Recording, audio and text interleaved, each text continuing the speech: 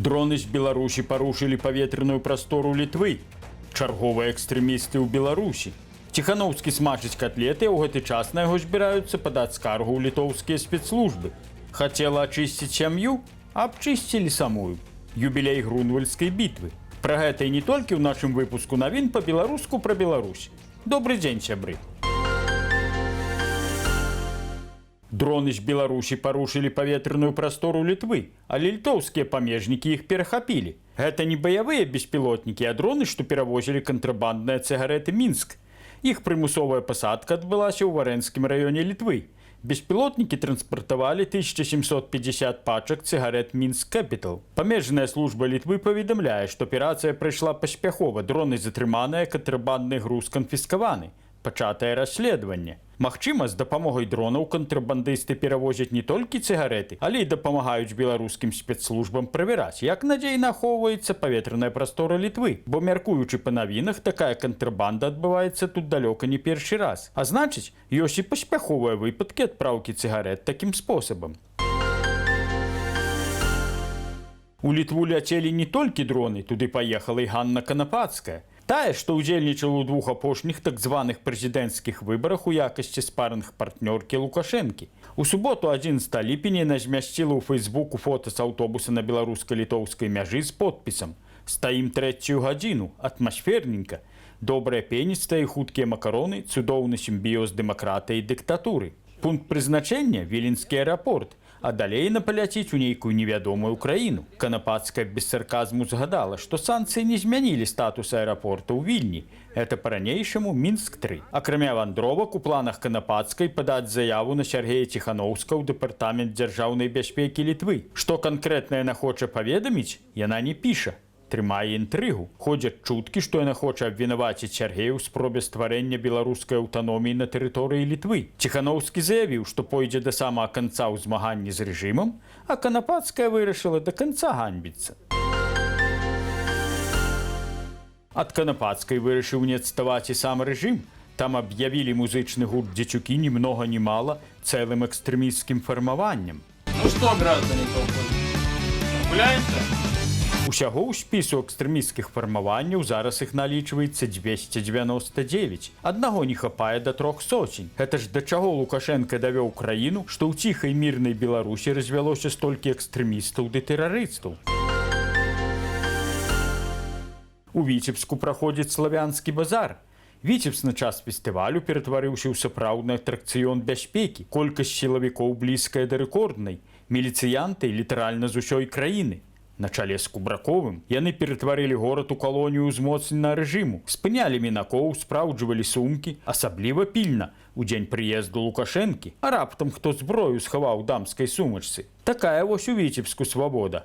Цікава, што галоўная сцэна фестывалю якраз і знаходзіцца побач з плошчай Свабоды. Але падобна міліцыянтаў усё адно не хапае. Таму на дапамогу ім даводзіцца клікаць і дружыннікаў, так званых добраахвотных памочнікаў з заводаў, і нават школьнікаў. Так у Барысаве патрулі міліцыянтаў умацавалі дружынамі з рабочых мясцовых заводаў. Што за адказную місію яны выконваюць? Можа, ловяць небяспечных злачынцаў?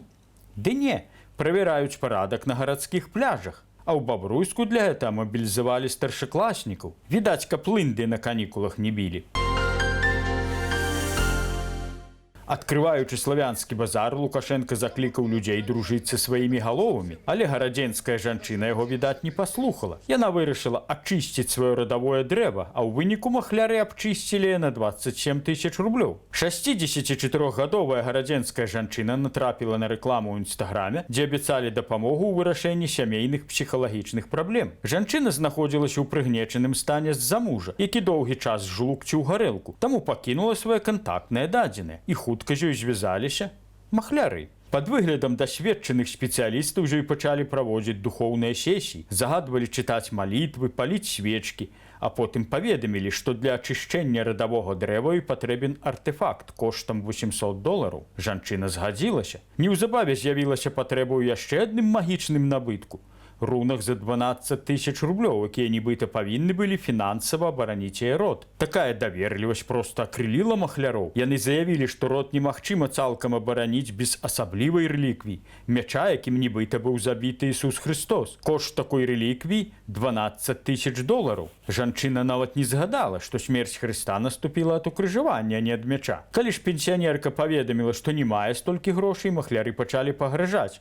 Маўляў, яе сям'ю напаткаюць страшныя хваробы. Пенсіянерка запатрабавала вярнуць грошы, бо ніякіх зменаў у жыцці не адчула. І тутак чорт з табакеркі з'явіўся ратавальнік.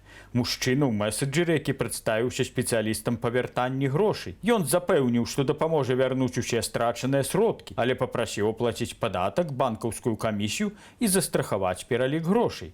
Даверлівая жанчына зноў перавяла амаль 13 тысяч рублёў. На шчасце, ў сітуацыю ўмяшаўся яе сын. Ён патлумачыў, што маці стала ахвярай махляроў. Частку транзакцыі ўдалося адмяніць, але агульная сума страчаных грошай склала каля 27 тысяч рублёў. Сама жанчына прызналася следчаму, што ведала са СМІ пра схемы махляроў, але была ўпэўнена, што размаўляе з сапраўднымі спецыялістамі. Настолькі пераканаўчымі яны былі. Зараз следчы камітэт распачаў крымінальную справу, вядзецца пошук злачынцаў, але далёка не факт, што знойдуць. А вось нападніка ў Барысаве знайшлі. Адбылося это на бульвары Грэчкі. Названы ён так у гонар савецкага маршала, а не ў гонар крупу, у якіх, па словах Лукашэнкі, так не хапае на той бок Буга. Купіў там мясцовы 75гадовы пенсіянер выпіць і закусіць, да ішоў шчаслівы дадому, у думках прадчуваючы, як засядзе зараз за стол.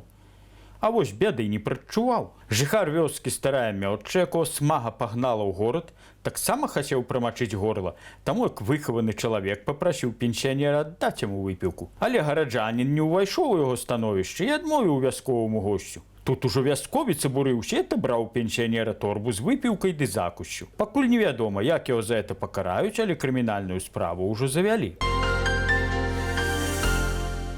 У суботу, 12 ліпеня, у Польшчы адзначылі 615-е ўгодкі перамогі ў бітве пад Грунвальдам. Сама бітва адбылася 15 ліпеня 1410 года паміж аб'яднаным войскам Каралеўства Польскае і Вялікае княства Літоўскае, якое змагалася супраць рыцарскага войска Тэўтонскага ордэна. Гэта была адна з найбуйнейшых бітваў сярэднявечнай Еўропы, якая скончылася перамогай Літоўска-Польскага саюза. Яна стала сімвалам барацьбы за незалежнасць і замацавала ўплыў Польшчы і Вялікае княства Літоўска ў гэтай частцы Еўропы. Яна на паўтысячагоддзя спыніла нямецкую экспансію на ўсход. З гэтай нагоды на месцы бітвы з 10 па 13 ліпеня прайшлі святочныя мерапрыемствы, кульмінацыя якіх стала рэканструкцыя Грунвальдскай бітвы. Перад гэтым адбыліся афіцыйныя ўрачыстасці, у якіх удзельнічалі польскія ўлады, прадстаўнікі Літвы, консульства Украіны і прадстаўнікі грамадскасці. Беларусь афіцыйна прадстаўленая не была. Пасля ўрачыстых зваротаў былі ўскладзеныя вянкі і кветкі да помнікаў гонар герояў той бітвы.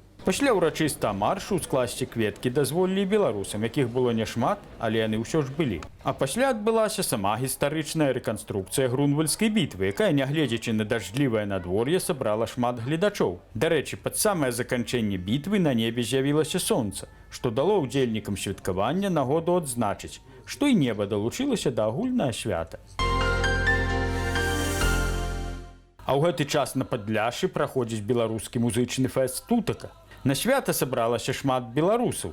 Шчырая атмасфера, жывая музыка, адкрытыя людзі. Фэст «Тутака» сёлета стаў сапраўднай кропкай сустрэчы для тых, хто любіць сваё і сапраўднае. Тут не толькі музыка, але і гістарычныя аповеды, і літаратурныя сустрэчы, і сустрэчы з зоркамі. Былі нават катлеты ад Сяргея Ціханаўскага. Відаць, ён вырашыў разбурыць міф, прыдуманы яго недобразычліўцамі, і накарміў удзельнікаў уласнаручна зробленымі катлетамі. У нядзелю, 13 ліпеня, адбыўся апошні дзень фэсту, які доўжыўся 4 дні. Арганізатары ўжо запрашаюць на свята ў наступным годзе. Яны абяцаюць, што наступны фэст будзе яшчэ больш крутым і прадстаўнічым. На этой ноце мы з вами развітваемся. Дзякуй за прагляды і каментары. Калі для вас это бяспечна, падтрымайце нас сваімі праглядамі, падабайкамі і каментарамі. Гэта вельмі важна для нас. До сустрэчы. Жыве Беларусь!